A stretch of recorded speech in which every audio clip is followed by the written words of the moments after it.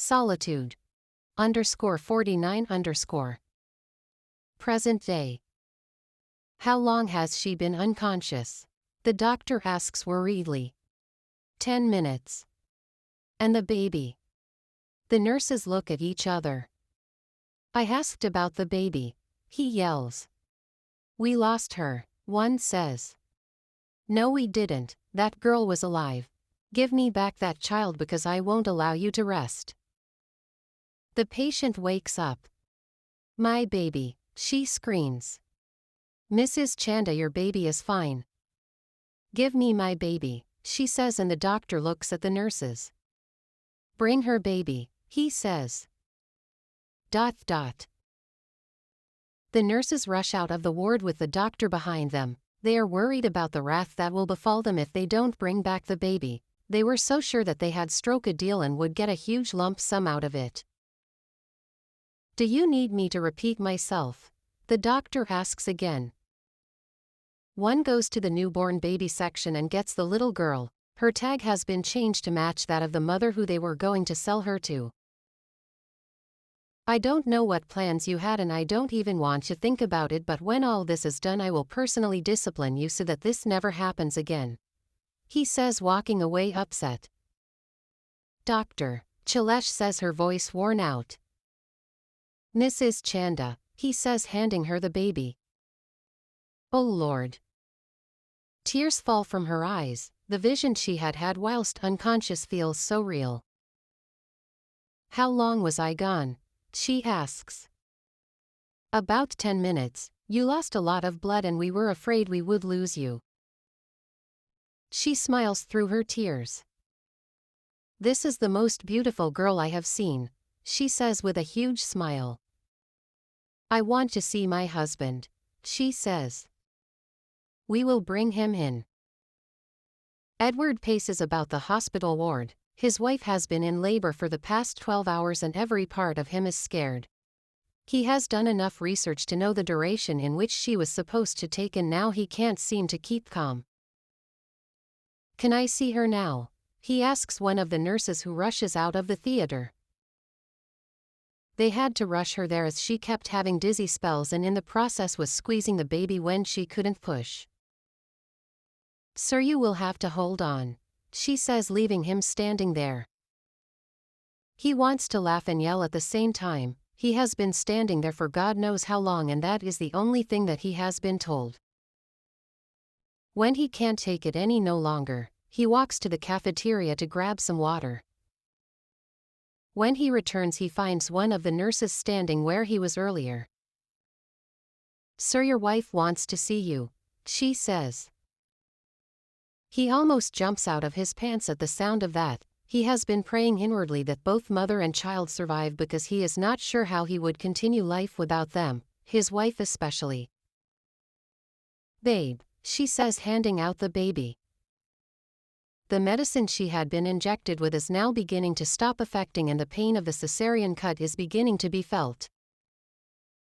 Take it easy, he says, getting the baby from her. Tears instantly drop from his eyes when he looks at her. She is the most beautiful girl he has laid eyes on and he can't believe that she is his. We make beautiful babies, Chilesh teases, causing him to laugh.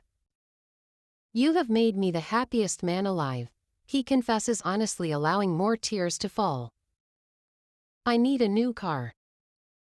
What? Babe, 12 hours of labor is not a joke, get me a car. He laughs. Anything for you, my love. She smiles like a child. What shall we call her? She asks. I don't know, what do you think? Babe. I was so sure it would be a boy, I didn't think that we were carrying a girl, so you name her. But babe, it is the duty of the man to name the first child.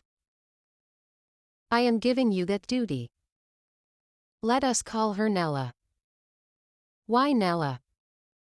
I will tell you about it someday, she responds. Nella it is then.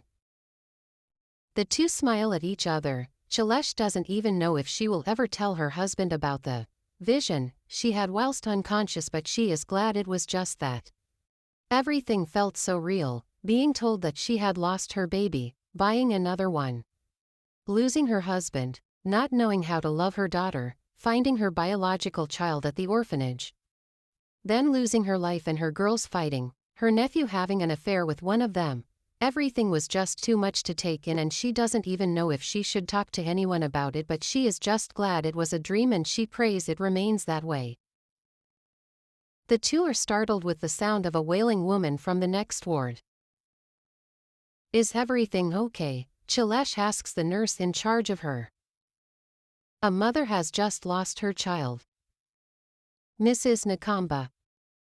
Yes, you know her. She shakes her head, realizing that maybe what she had was not just an illusion but a vision showing her better ways of living her life. No, I don't. But how did you? Never mind, the nurse says. Her husband looks at her as if she has grown an extra head. Babe, is there something you are not telling me? No.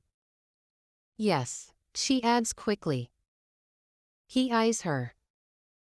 Let us adopt a child. Chilesh, are you sure you are okay? Babe, trust me on this one. This is not up for discussion, we just had a child, why would you want to adopt another one? Babe, I don't know how to explain this to you, I don't even know if it will make sense, but all I am certain of is that the little girl belongs to us. What little girl? She turns to look at the nurse. There is a young mother that has just died during childbirth, leaving behind a little girl. Can we adopt her? Ma'am, standard procedure is that we need to wait if anyone will come forward to claim the little girl. No one will come. That girl wasn't even a citizen of this country and has no trace of her family. Chilesh argues. How do you know all this? Can we adopt her or not? She says, almost screaming, but the pain from the cut is making her hold back. I will have to talk to the doctor, ma'am. The nurse goes to see the doctor and explains what Mrs. Chanda is requesting. It's true that the little baby has no one to claim her, and in a case like this they would have taken her to the orphanage and see if anyone could adopt her. But now that someone was willing to do that, then it would work in their favor.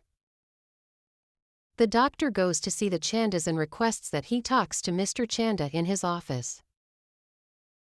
I am guessing you know why I asked you to come here. The doctor begins. I should believe it's because of the adoption. Yes, sir. I called you separately because I know women tend to be emotional beings after labor, and they do things that can be rather termed out of this world. She has felt the pain of childbirth, and my guess is she would never want a child to grow up without a proper home, considering the pain she has passed through. Your point is? My point is, right now your wife is not in the right mind to make such a decision, and I would rather you help her see that. What makes you think she is not in the right mind? And I thought as a health practitioner you are supposed to understand your patients better. Because how does one understand a path they have never walked on? It's because my wife has experienced childbirth that she knows that children should be raised in a stable home, and if she says we are adopting, then we are. Are there papers that we need to sign? He adds angrily. The doctor sighs in defeat. Yes, please, he responds, getting up and bringing them from his cabinet. It takes Mr. Chanda 20 minutes to go through the whole document and sign the necessary parts. He takes it to his wife to sign the remaining parts. You are good to go, the doctor says as one of the nurses hands them the little girl. What do you want to name her? Her husband asks. Chanda, she says, tears falling. She will be hard-working, she will be headstrong, with a good head above her shoulders. She will protect Nella, and they will love each other not just as sisters but best friends. I am content that my life is complete. I will never be alone if I have you. All of you, she says, tears falling. I don't know why you have chosen that we adopt this child. I don't even know why we have picked these names, but what I know for sure is that you are rarely wrong.